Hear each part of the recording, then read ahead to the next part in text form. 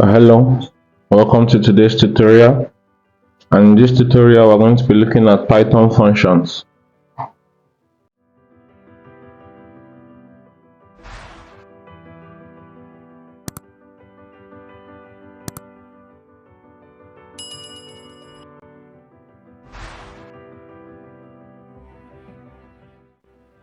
Okay, what are Python functions? Python functions are blocks of code, blocks of reusable codes in our Python program.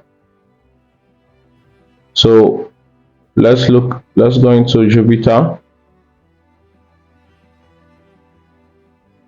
We open a new file, a new Python notebook, and we'll call it Python functions.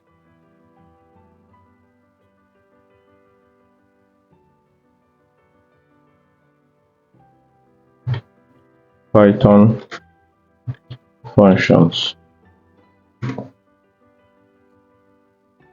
Now, when we talk about functions in Python, it helps in a lot of ways. It helps reduce our code, the number of lines in our code. Because in a situation whereby you have to run a particular sequence of code multiple times in your main program, on your main function, you might get to experience that your code will begin to look bogus, complex, and long. But when we apply functions, which we earlier said is a block of code, a block of reusable code, you see that it helps you reduce the number of lines of code that you get to write, and it also helps during debugging so that you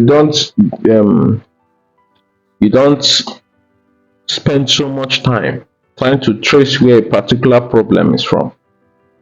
Now let me give you a very simple syntax of what a Python function looks like. Whenever you want to define a Python function, you must use the keyword def. Then the function name, you can assume, let's take sum, def sum.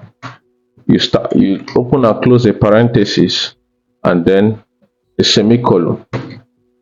Now with this indentation you see here, and assuming I have two, or let me say I define the function number one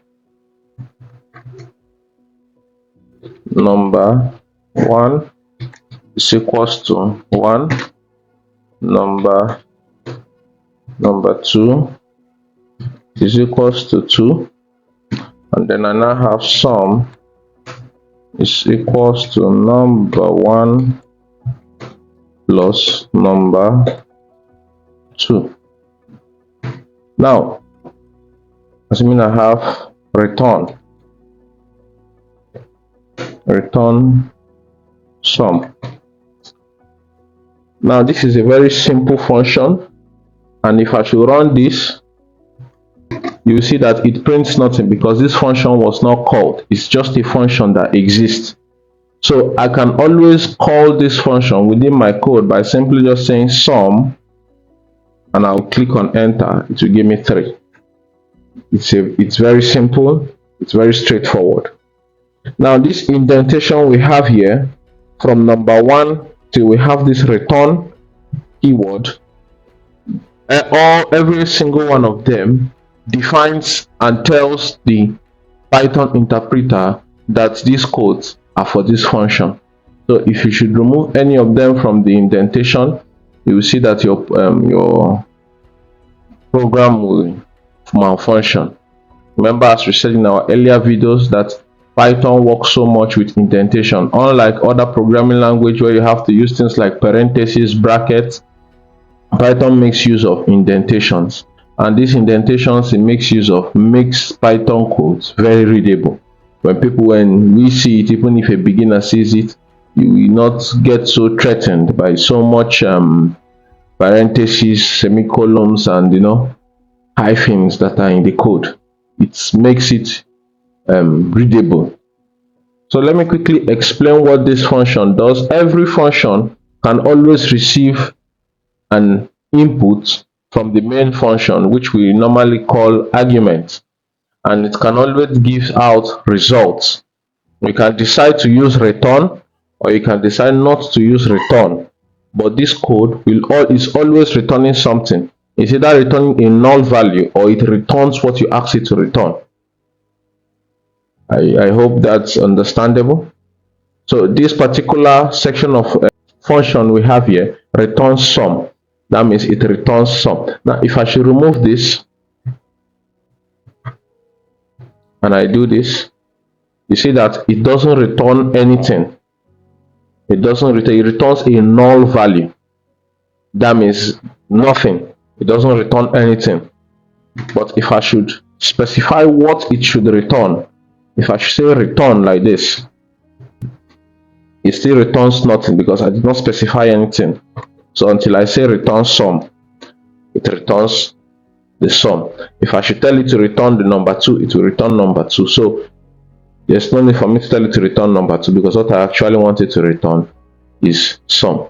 Now, for example, if I want this, because this function we just defined now looks very rigid.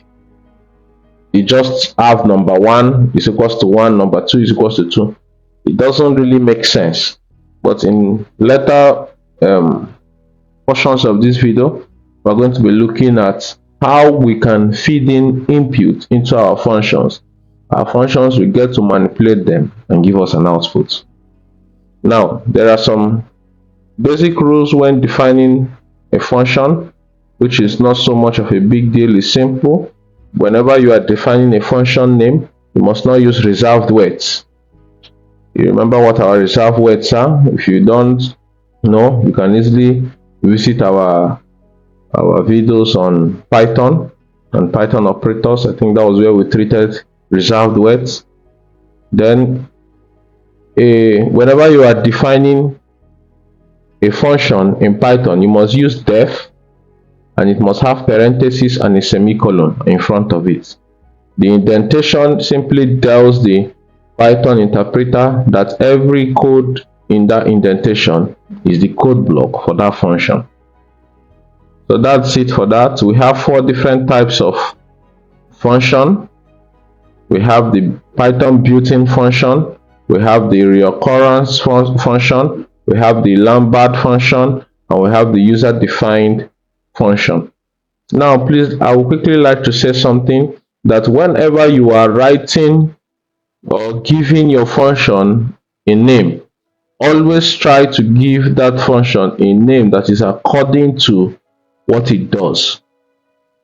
It's a good practice so that whenever you are debugging or when you deploy your code to the world to see, you don't get people confused or get people spend so much time in trying to understand your code. Make it very readable is a good practice. So quickly, we are going to start with the Python built-in functions. The Python built-in functions. Now, these Python built-in functions came with our Python package. Example, we have the print function, we have the absolute function, we have the binary function. We're going to be looking at very few of them in this particular video. But all I want you to understand is that Python comes with some built-in functions that we can easily sometimes call modules. In the future, we're going to be looking at it. Those functions, sometimes you can download them as a package, install them into your Python interpreter or your Python compiler, so that whenever you call any function from the package, it will easily run it. I'm going to show you how to do all of that in this video, or if this video is getting too long, we can always cut it to the next video. So I have a link in the description below that takes you to the Python official page, where they explain and showed all the inbuilt functions that comes with Python. Now you must understand, these ones come with Python. There are ones you could install on your own, because so many functions so many packages are out there that people have worked on and are doing very beautiful things with it. By the time we advance in future, you could also do some of yours and deploy it out there for people to see. So these built-in functions are functions that came with our Python package, and one of the examples I would like us to look at is the absolute function. Now what does the absolute function does? It simply gives us the positive value of every number, be it float, complex number, integer, that we feed into the function. So example, if I have num is equals to -10, if I should say absolute value of num, this will give us 10, which is a positive value. If I say num is equals to -56 points, something like this, and I say the absolute value of num is going to simply give us the positive value of it. So that's just a very simple one with absolute function. Some of us might not really see the use of this now, but when you begin to do some advanced coding, you might begin to get values that are in negative form that you might always need to change to positive. So you could always use the absolute value. You might not see the use now, but when you begin to code in the future times, you are going to be seeing the importance of it. Another function I would like us to look at is the binary function. The binary function.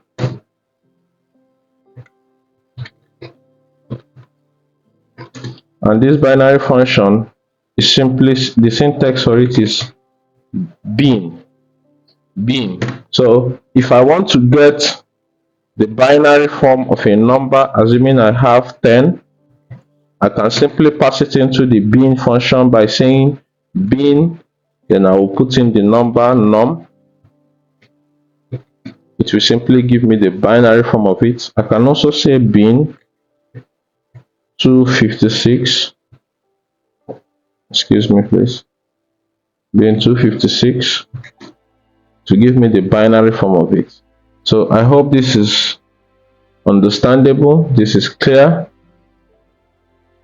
We also still have so many other binary functions, but I don't want this video to be too long. So many other built-in functions. I don't want this video to be too long, so we're going to be looking at just these ones. I'm going to leave a link to the Python documentary on all the inbuilt function in the description below. So I would advise you go there, you explore them. There are examples you could always learn from. So another function I would like us to look at is the reoccurring function. The reoccurring function, just as the name sounds. Now normally a function is supposed to be called from another function. That's the one we've looked at. That means we define a function, then it's called from the main function. But now, what if we have a function that calls itself? For example, if we have something like define sum,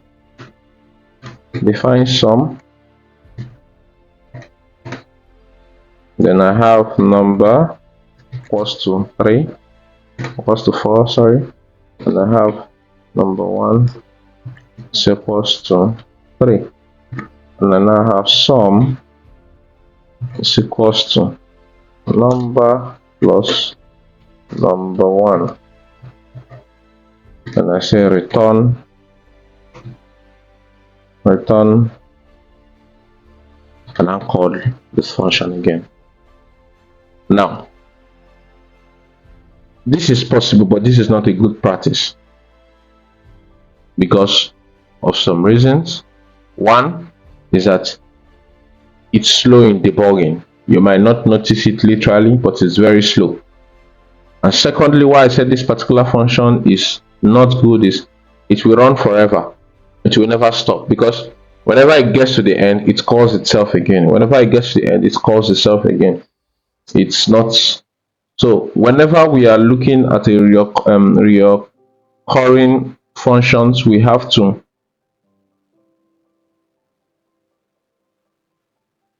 always put a stopper. Let me use the word a stopper. I'll use an example to define this. If I want to say 5, 5 factorial, some of us who are good at math, we know that this is 5 times 4 times 3 times 2 times 1. You will know that this is what it is. But what if I want to write this in my Python program? I can simply use a function to do this. First of all, I can start by saying input, giving the person a chance to input. Okay, sorry, excuse me. Num is equals to input. In this input, I'll say write a number.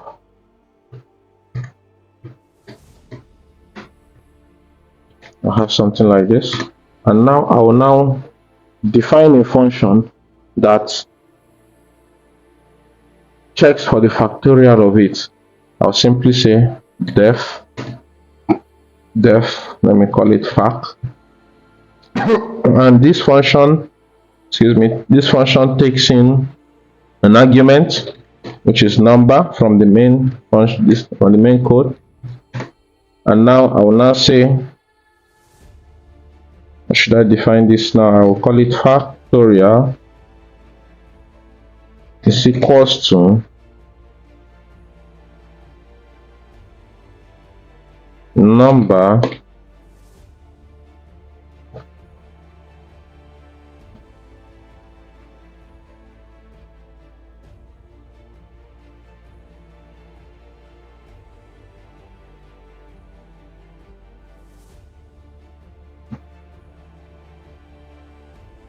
so okay,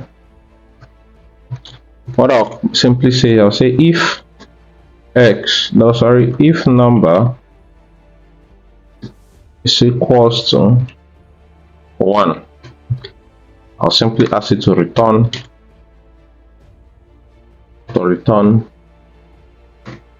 1.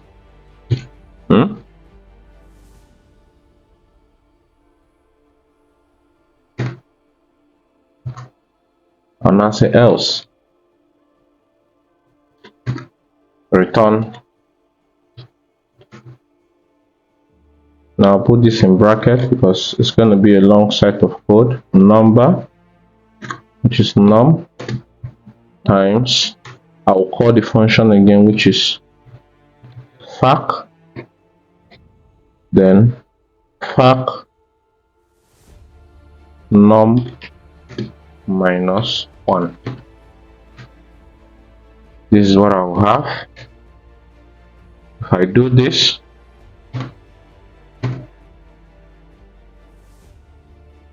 I can now simply say colon fac,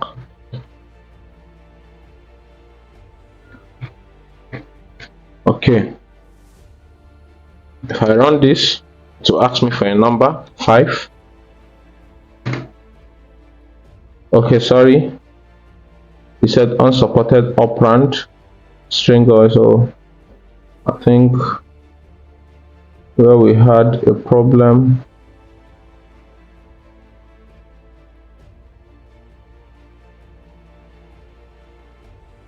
was here.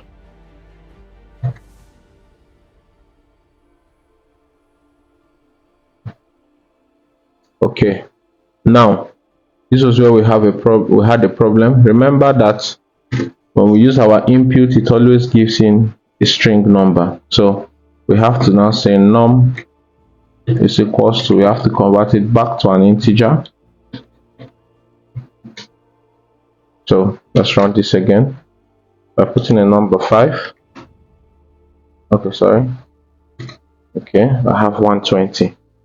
So Why this was able to stop was because I had a statement, this, that whenever this number reaches equals to 1, it should break out. If I didn't have this statement here, you see that this code will never stop running. Let's try it and see. Assuming I have something like this. And I click on enter, and I simply just say num times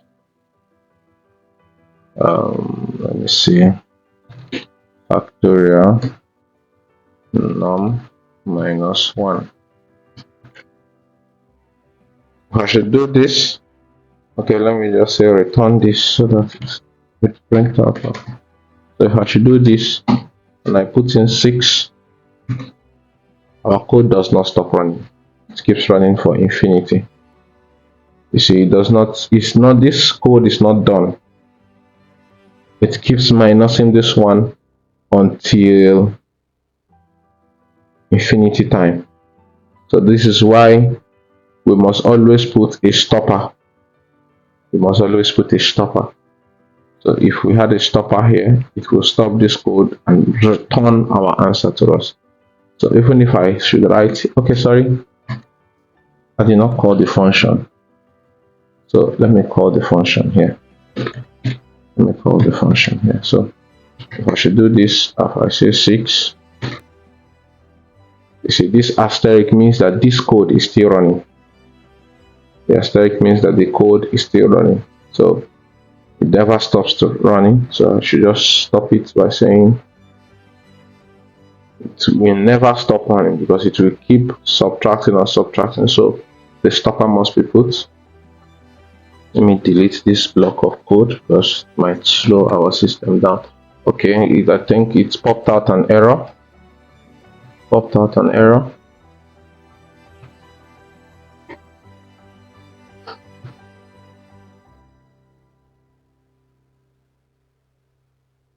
Okay, now let's go into the next one.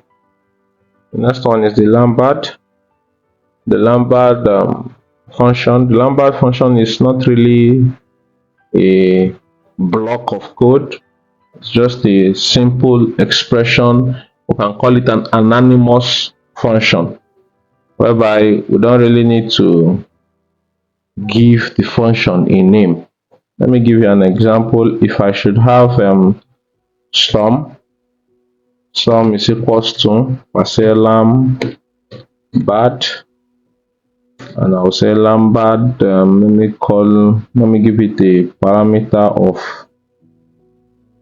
x. Then if I say x plus 4, let's assume we have something like this, x plus 4. If I should simply say print sum, or if I simply say, okay, sum 3, have something like this, print sum 3. If I should run this, it gives me 7. So you see that this is, and this particular type of function only executes one expression. You can't put more than one expression in it. So this x plus 4, or you look for the expression and put in there.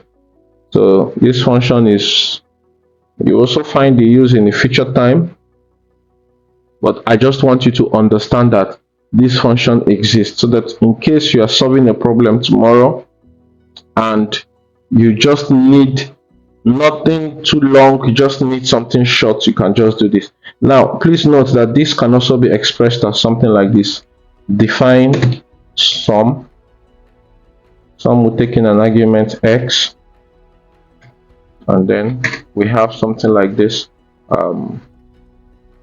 x plus 4, and I'll say return, okay, please let me give this a value, let me say y is equals to, so I'll say return y. So please note that this is the same thing as this. So if I should say sum 3, it will still give us 7. So instead of writing all these plenty lines of code, we can easily just write this one line of code to run this expression. I hope that's understandable. Now we'll finally go into the user-defined function. The user-defined function, just like the name sounds, user-defined. It's very simple, it's very easy.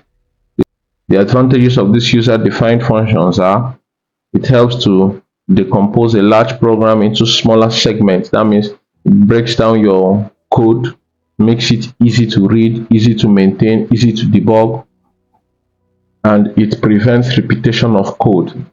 It gives there's this thing called dry in software engineering, do not repeat yourself. So the user defined function helps such to really be implemented. And then we also have the programmers working on large portions of code. We get to define it, them to divide it into functions, because when we work on large portions of code, we tend to repeat codes a lot, repeat lines of code a lot. So all those repetitions could be put into different functions. So now I'm going to quickly give a syntax of how a user-defined function will look like. User-defined function automatically, must start with def. We've been doing that, and then the function name, the function name. You can decide to put in some arguments. So this argument is optional. The argument is optional. It could come from your main code, or it could be fixed, and it does not have any particular amount of arguments that you put. And then your statements. Your statements.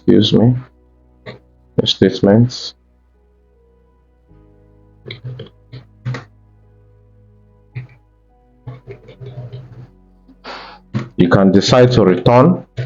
It's also optional. You can decide to return. It's optional. So you tell it what to return from your code. It could be, should always be your results. It's very good. You always return your results. So now this is just a rough sketch of what a user-defined function could be. So we've been defining user function like this. Sum is a user-defined function. You can decide to, let me say I want to subtract two numbers from my code, assuming I have subtract. I don't know what's wrong with my keyboard. Subtract, and I will take two arguments, which is x and y. The argument which is x and y, and then I'll simply say sub is equals to x minus y. This is how I want it to be, and I'll say return sub. Now please note that this is an example. It's an example. This function could contain more than one statement. It is only the lambard function that contains just one expression. So normal functions, which is like the user-defined functions, can contain multiples of lines of codes. And then if I should do this, I can simply just say subtract, call the function subtract, and pass in two numbers. I can say 3, 2. Please remember to always separate them with a comma. And then if I should run this, okay, the name, okay, sorry, this is supposed to be RA. So I have 1. I can simply still call another one, which is subtract 2, 3. If I should run this, -1, and so on and so forth. So this is just an example of a user-defined function. Now I would like you to study this code. I'd like you to study this code. It gives an intense definition of what we've done so far. It's optional though, but you study the code.